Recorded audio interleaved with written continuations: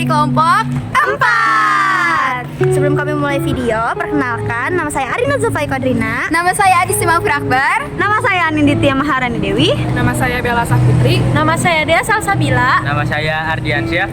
Nah, kira-kira di sini kita mau bahas apa nih teman-teman? Nah, di sini kami akan membahas sejarah Uang. Selamat malam.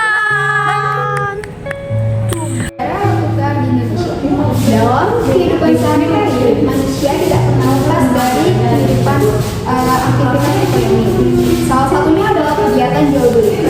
Agar proses pertukaran barang dan jasa dapat berjalan dengan lancar, diperlukan suatu alat tukar yang diakui bersama. Di Indonesia, perjalanan alat tukar sangat panjang, mulai dari sistem barter hingga penggunaan uang digital di era modern. Mengulang. Memahami sejarah alat tukar di Indonesia sangat penting karena tidak hanya mencerminkan perkembangan ekonomi, tetapi juga memperlihatkan dinamika sosial, budaya, dan politik bangsa. Setiap perubahan alat tukar yang terjadi di Indonesia selalu berkaitan erat dengan peristiwa besar seperti masa kerajaan, kolonialisme, dan hingga kemerdekaan. Melalui materi ini, kita akan menelusuri bagaimana alat tukar berkembang di Indonesia, mulai dari masa prasejarah hingga masa kini, serta faktor-faktor yang mempengaruhi perubahan tersebut. Dengan mempelajari sejarah alat tukar, kita dapat lebih memahami perjalanan ekonomi bangsa dan pentingnya peran uang dalam kehidupan masyarakat. Yang pertama, ada masa barter dan prasejarah. Pada masa awal sebelum mengenal uang, masyarakat di Nusantara melakukan transaksi dengan sistem barter, yaitu pertukaran langsung barang tanpa menggunakan alat tukar berupa uang. Sistem ini digunakan karena belum ada standar yang disepakati bersama. Masyarakat menukar barang sesuai kebutuhan, misalnya hasil pertanian ditukar dengan hasil kerajinan atau hasil laut. Sistem barter ini berlangsung lama dan menjadi dasar awal interaksi ekonomi masyarakat Indonesia sebelum mengenal logam mulia dan koin sebagai alat tukar yang lebih praktis dan bernilai tetap. Yang kedua, penggunaan logam mulia dan koin kerajaan. Seiring perkembangan peradaban dan munculnya kerajaan-kerajaan besar seperti Kerajaan Sriwijaya, Kerajaan Mataram, dan Kerajaan Majapahit, mulai dikenal penggunaan koin dari logam mulia seperti emas, perak, dan tembaga sebagai alat tukar. Produksi koin pertama kali dilakukan oleh dinasti Shailendra pada abad ke-9 hingga abad ke-12. Selain itu, manik-manik yang dibuat oleh Kerajaan Sriwijaya juga digunakan sebagai alat tukar dan simbol nilai. Pada akhir abad ke-13, pengaruh perdagangan dengan pedagang Tiongkok membawa koin tembaga yang turut digunakan di kerajaan-kerajaan Indonesia. Penggunaan koin ini mempermudah transaksi dan memperkuat sistem ekonomi kerajaan. Selanjutnya adalah masa kolonial Belanda. Pada abad ke-17, kedatangan bangsa Eropa, terutama Belanda, membawa perubahan besar dalam sistem alat tukar di Indonesia. Belanda memperkenalkan mata uang gulden sebagai alat tukar resmi yang lokal beredar. Pada tahun 1752, uang kertas pertama diterbitkan oleh The Bank Horen dan Bank van Lenie.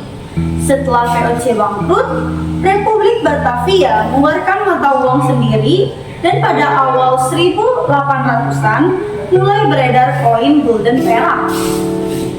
The Java's Bank yang didirikan pada 1828 mengambil peran penting dalam penerbitan uang kertas dan pengaturan sistem moneter di Hindia Belanda.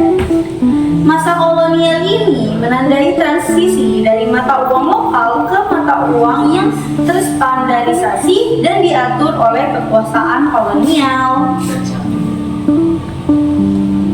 Pada masa pendudukan Jepang tahun 1942 sampai 1945 membawa perubahan sistem moneter yang signifikan. Jepang memperkenalkan mata uang baru yang dikenal dengan Gulden Jepang untuk menggantikan mata uang Belanda. Namun, masa kini ditandai dengan hiperinflasi dan krisis ekonomi yang parah akibat perang, sehingga nilai mata uang menurun drastis dan kepercayaan masyarakat terhadap uang menjadi sangat rendah. Kondisi ini menyebabkan kesulitan ekonomi yang besar bagi rakyat Indonesia, serta mempersiapkan situasi ekonomi yang tidak stabil menjelang kemerdekaan. Yang kelima adalah masa kemerdekaan dan ORI. Setelah proklamasi kemerdekaan 17 Agustus 1945, pemerintah Indonesia menghadapi tantangan besar dalam membangun sistem moneter yang mandiri. Pada 3 Oktober 1946, pemerintah berhasil menerbitkan Uang Republik Indonesia atau ORI sebagai mata uang resmi bersama Indonesia. ORI menggantikan mata uang Jepang dan Indonesia yang dianggap ilegal oleh para pejuang kemerdekaan. ORI ini menjadi simbol kedaulatan dan identitas bangsa meskipun dalam terbitnya mengalami inflasi tinggi dan persaingan dengan mata uang lainnya di wilayah Indonesia. ORI menandai langkah penting dalam upaya Indonesia memulihkan ekonomi nasionalnya. Selanjutnya ada era rupiah dan perkembangan modern. Setelah pengakuan kedaulatan pada akhir 1940-an, Indonesia memperkenalkan rupiah sebagai mata uang nasional yang resmi berisikan ORI atau Uang Republik Indonesia.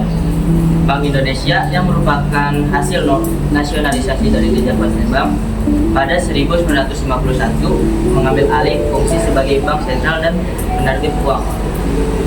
Sejak itu, rupiah mengalami berbagai perubahan desain dan demonisasi untuk menyesuaikan dengan kondisi ekonomi, termasuk menghadapi inflasi besar pada 1665. Di era modern ini, Indonesia mulai mengadopsi teknologi digital dalam sistem pembayaran seperti uang elektronik dan transaksi via mobile, yang semakin memudahkan aktivitas ekonomi masyarakat yang membutuhkan sistem moneter internasional. Sekian video penjelasan dari kami, kurang lebihnya mohon maaf. Wabillahi taufiq wal hidayah. Wassalamualaikum warahmatullahi